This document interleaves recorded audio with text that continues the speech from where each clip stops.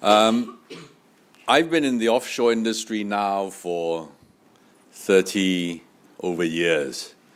And obviously a lot has changed, a lot has developed. Today I want to talk to you about offshore profits. I think a lot of people are very familiar. We have lots of clients, they come to Hong Kong and they say, well, you know, we like to buy from China, sell to Indonesia or elsewhere in the world. The problem is when the taxman asks them, where on earth are you trading from, they have a problem. Because obviously with Malaysia, Hong Kong, Singapore, we have a territorial tax system, which means that if you have a source of income, then you get taxed. If you have no source of income in these jurisdictions, there is no tax. So everyone says that's wonderful. You know, unlike in the United States where you have worldwide tax, in these territorial jurisdictions, it is source-based. So if you have no source, no tax, and no tax is very attractive to a lot of people. So they say, well, you know, I buy from China, I sell to Indonesia, everything is offshore profits. And when the taxman comes calling and say, well, wait a minute, where are you trading from? Are you trading in China? They say, no, I'm not trading in China because the tax rate is 25% in China. And then they say, well, you sell to Indonesia, are you trading in Indonesia? And he said, no, I'm not trading in Indonesia because the tax rate there is 25%. So they asked them, where on earth are you trading from? Are you trading in Hong Kong because the tax rate here is 16.5%? They said, no, I'm not trading in Hong Kong either. And then then where on earth are you trading from? And a lot of people said, well, let me try and use an offshore company, because an offshore company, I can say I'm not trading anywhere. They may say, well, I use a Cayman company. Cayman's got no tax, so they say, well, why don't I interpose a Cayman offshore company? That way I can say, well, you know, I don't trade in Hong Kong. But then the taxman said, well, have you been to the Cayman Islands? You know, show me your passport. When was the last time you were in Cayman? And of course, a lot of these people have never been to Cayman, because Cayman is, whichever way you go, is about 30 hours away. So there lies the problem. Where on earth are you trading from?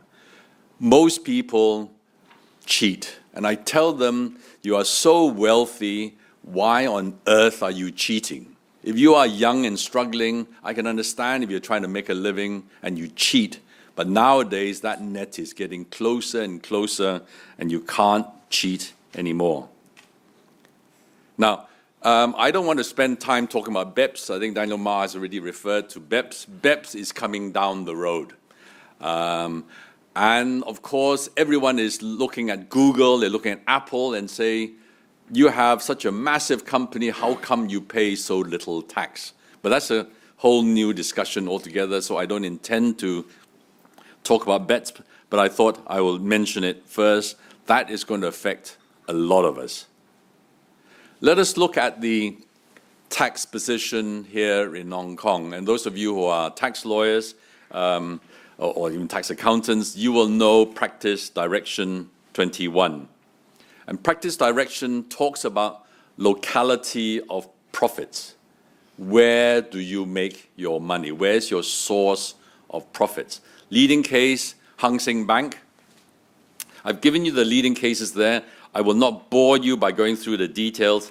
But basically, the ratio from one of the leading cases says, one looks to see where the taxpayer has done to earn the profits in question and where he has done it. So you look at what the taxpayer has done to earn his profits, and the most important question is where. Where has he done all these things he says he's to earn his profit?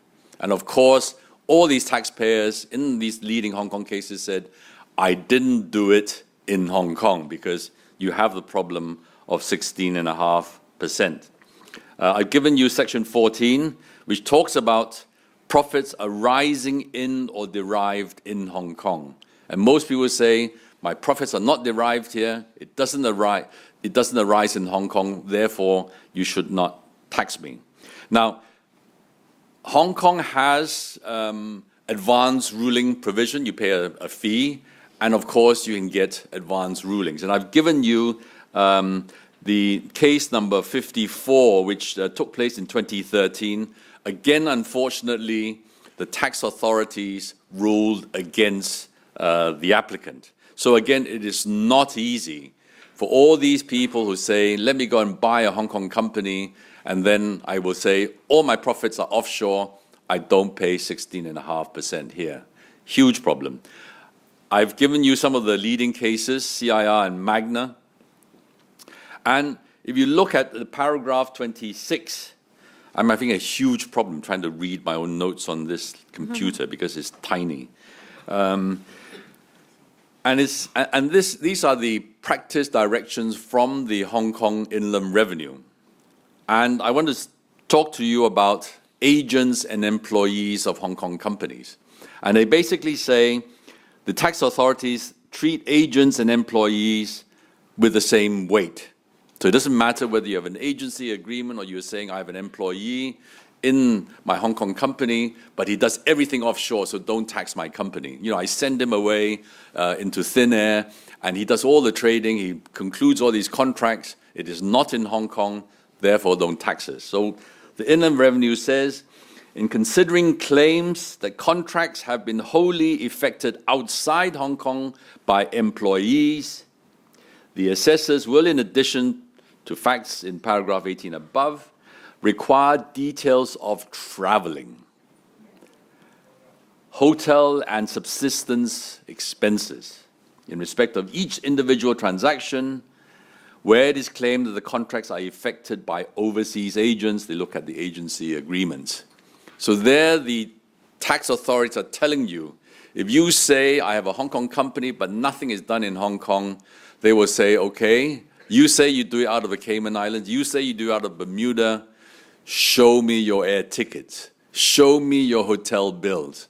And I can guarantee you all these people who say they're using Hong Kong companies, they've never been there. They haven't been to Bermuda, they haven't been to the Cayman, so there you have the problem. Now, I'm going to suggest that instead of using just a Hong Kong company and claim that everything was done by employees offshore in Bermuda and Cayman and whatnot, we have what we call a Qin Chang Go. I like to name all our products after food because I like food a lot. And the Qin Chang Go works like this. If you have a Hong Kong company, that's fine, but you make sure that you do absolutely nothing in Hong Kong. Instead, you have a branch of that Hong Kong company. This branch is in Labuan. And when the tax authorities ask you, where on earth are you trading from? You say Labuan. You want me to prove it? Labuan is 3 hours from Hong Kong. Very good direct flights to KK, and then just a short nip into Labuan. If you are a high net worth individual, you can fly your private jet, 3 hours, you can be in Labuan Airport. You can actually prove you have flown to Labuan. You can't do that with Bermuda and Cayman Islands. You can actually send your employees. In fact, you can have breakfast in Hong Kong, fly to Labuan, and actually come back in time for dinner. But you can still hold those board meetings in Labuan. You can actually sign those contracts in Labuan. But more importantly, you can arrange all your financing in Labuan. There are 57 banks. All the top banks in the world are in Labuan. You know, you fly to some of these offshore jurisdictions, and I won't mention them by name because, you know, we have offices in quite a lot of these jurisdictions, and I normally get hauled up when I make comparisons and say, how come you spoke badly about our jurisdiction? A lot of these offshore jurisdictions have no banks on the island. Labuan has 57 banks. You can do all your bank financing on the island. And I say, if you want to show substance, that is the way to show substance. Now, What happens you land in Labuan? Well, obviously, nobody likes to pay a great deal of tax. But again, I'm telling people it is better to pay a little tax than to pay absolutely no tax. In Labuan, we heard, again from Mr. Hui, the tax rate is up to you.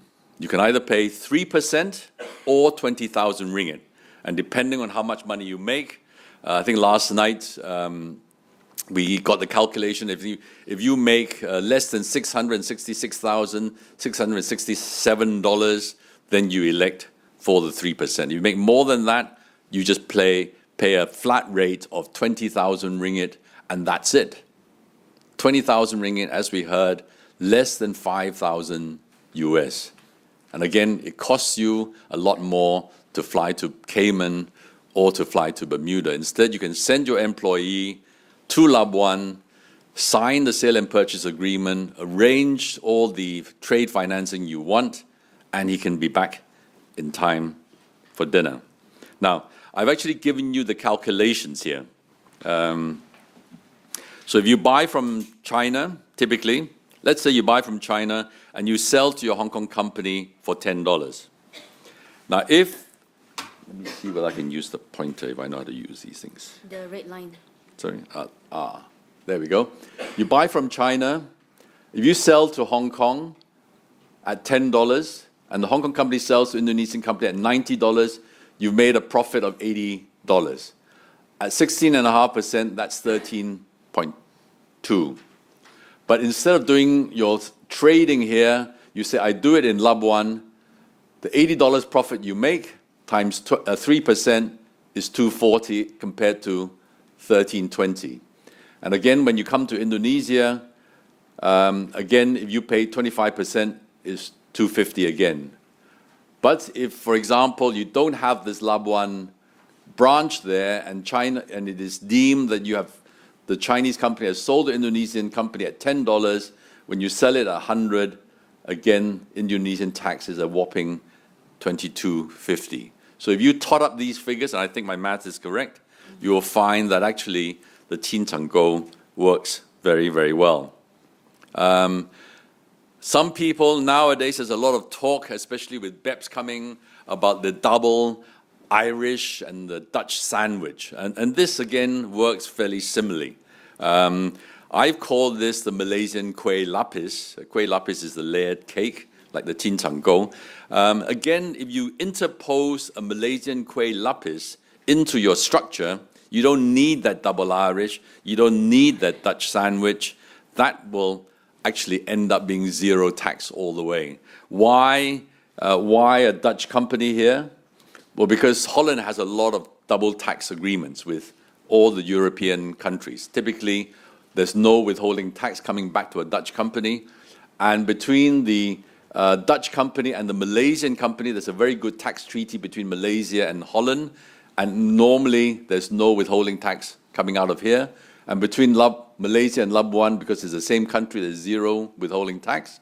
And again, when you dividend anything offshore to any of your offshore companies, that is zero. So the kueh lapis, again, is a very, very tax-efficient structure. But again, there are problems. And again, I do not want to gloss over the problems. There are many countries which now say, Labuan is a tax haven. Therefore, I will not allow you to make use of the double tax agreements.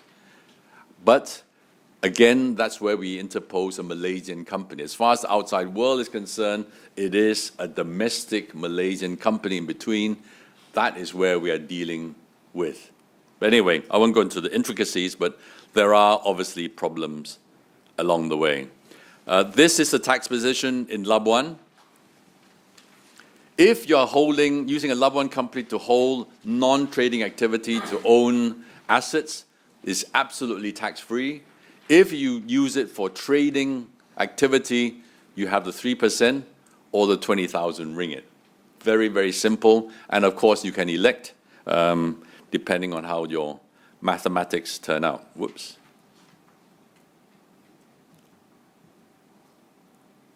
Now, these are the statistics for Hong Kong. Most of the listed companies in Hong Kong are either listed in Bermuda or the Cayman Islands. You see the big numbers here, far bigger than even Hong Kong companies or even PRC companies. And again, before I leave this podium, let me deal with the difficult issues. People say, yes, Labuan, isn't that part of Malaysia? And yes, Malaysia, don't they have this 1 MDB problem? And I say, so what? Because if you look at your listed companies, they're all registered in Bermuda and Cayman. Look at the problems from these other jurisdictions. And again, I'm allowed to say bad things about Bahamas because thank God we've got no office there. The Prime Minister of Bahamas, Sir knighted Sir Lyndon Pindling, he was actually involved, and he was, again, these are allegations that he was complicit in drug trafficking. The Prime Minister of Bahamas involved in drug trafficking. And they were saying, you know, you have been spending so much money, Sir Lyndon, you have actually received $3.5 million above your official salary, and you built yourself this lovely house in Lakeview. How do you account for your income, Sir Lyndon? And that was Bahamas. Bermuda Fire and Insurance. This was a case which happened in 1995.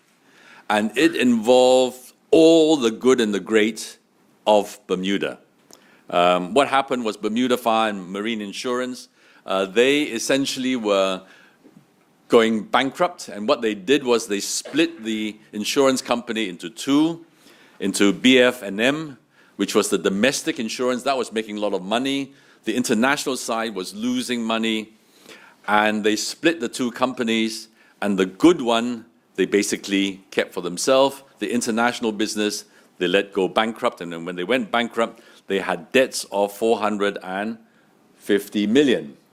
And of course, Ernst & Young, one of the big four, was called in to be the liquidators, and of course, they loved nothing more than to sue one of their biggest competitors. So Ernst & Young went and sued Coopers & Lyons, which later became PricewaterhouseCoopers. Plus, they went and sued 1,000 shareholders of, this is the domestic business, and they sued 5 directors, including the leading law firm in Bermuda. Conyers, I think, just celebrated their 30th anniversary in Hong Kong. They are the leading law firm in Bermuda, and Ernst & Young thought it fit to go and sue the whole lot of them. Why? They said there was a fraudulent conveyance of 40 million of assets. They were breaching the directors' duties, and all these poor people spent 35 million in legal fees. That may seem like a lot of money to you, but not so long ago, the Baron von Thyssen of ThyssenKrupp, when they had their litigation in Bermuda, they spent a whopping 300 million pounds in legal fees. So if people think they have legal problems, these people have seen legal problems. Even I think we had this massive litigation in Hong Kong, nothing like the 300 million pounds in legal fees which Bermuda saw. But certainly in the Bermuda Fire and Marine case, they spent 35 million in legal fees, and after having spent 35 million, they decided to settle it out of court. There was a claim of 40 million against them. They paid at least 35 million out of court settlement, and that was the end of the case. But more importantly, people's reputations were put on the line. Charles Collis, again, he was a senior partner of Conyers. He got sued. His son was a lawyer with Bermuda Fire and Marine Insurance. He got sued. Donald Lyons, the CEO of Bank of Bermuda, which was later sold to Hong Kong Bank, he got sued.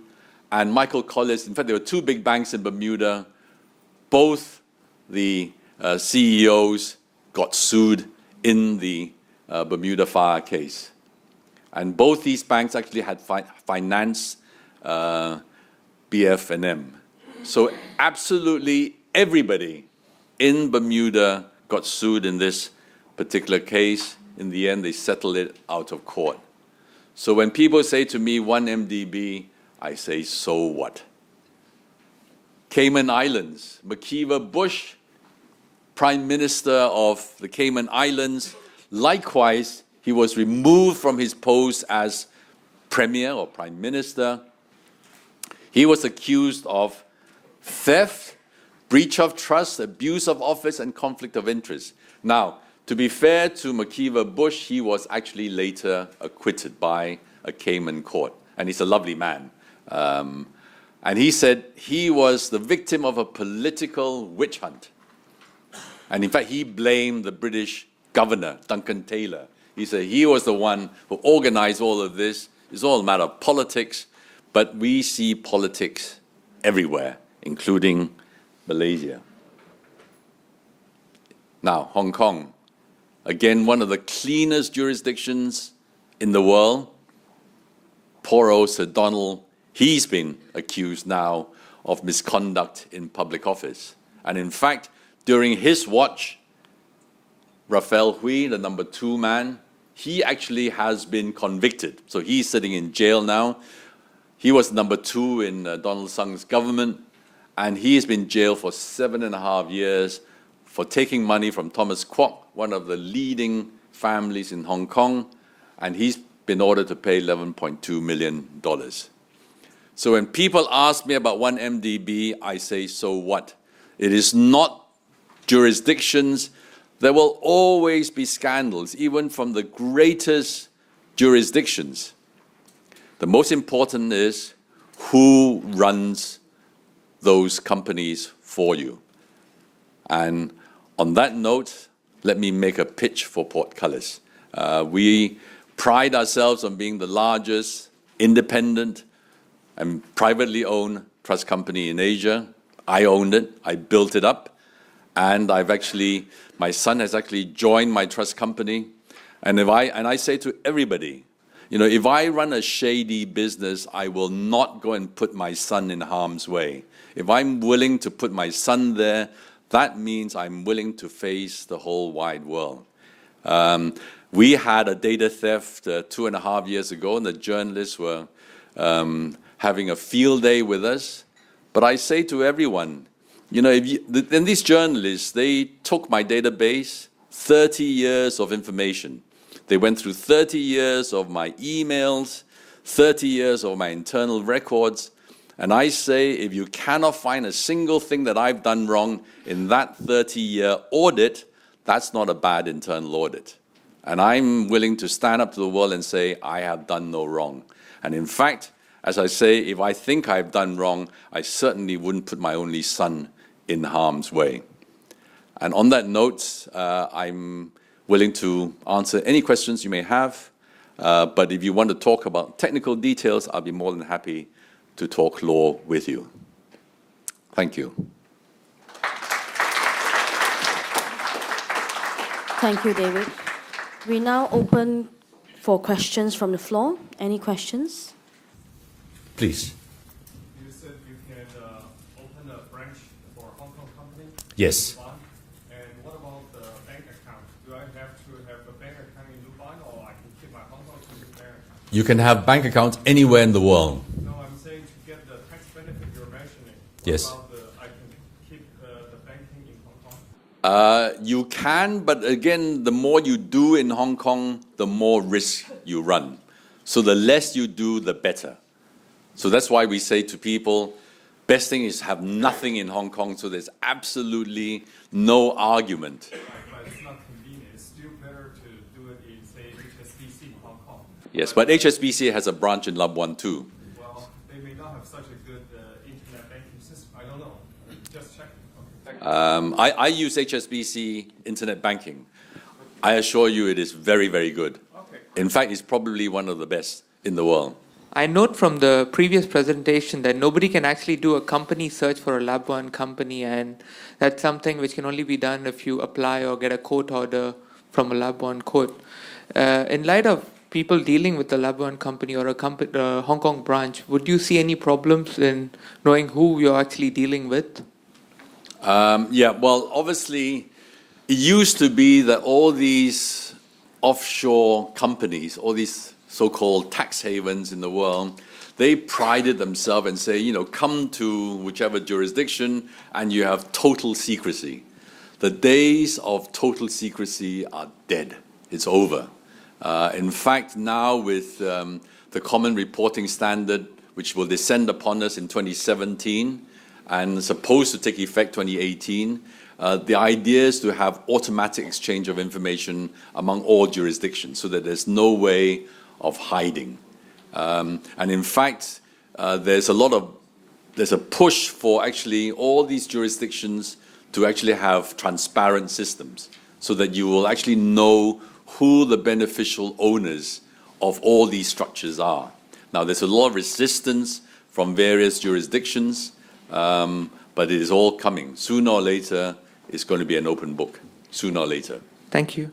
Yeah, so what does it actually take to set up a branch in Labuan? Do you need to have an office, or is that something that Portcullis provides? Do you need to have a local representative actually resident in Labuan? Yeah. Okay. Now, yes, certainly we provide office, and offices are very, very cheap in Labuan. I think we pay $3 ringgit per square foot compared to the kind of office space we were looking at. IFC is 180 Hong Kong per square foot. I think yesterday we were looking at it. Compared to 350, it's a steal. Yes, we provide cubicles for people to set up their offices, physical offices in Labuan. We provide fax lines, phone lines, the whole works. But as I say, you must still send people over there. You must still try and hold your board meetings in Labuan. And in fact, I'm trying to persuade the tax authorities, let me hold board meetings in JB, for example. JB is just across the causeway from Singapore. If you can let me have board meetings in JB, we can have hundreds of companies. People will just drive across the causeway, hold their board meetings there, and that would be wonderful. Now, although the law actually says you can hold your board meetings anywhere in Malaysia, and in fact, if you look at those of you who are, I don't want to bore you if you're not interested in the details, but there's a public ruling from the Inland Revenue of Malaysia. This was number 5 of 2011. And there's a paragraph 5.4 which says, normally if you are a branch, you are normally not considered tax resident in Malaysia, normally.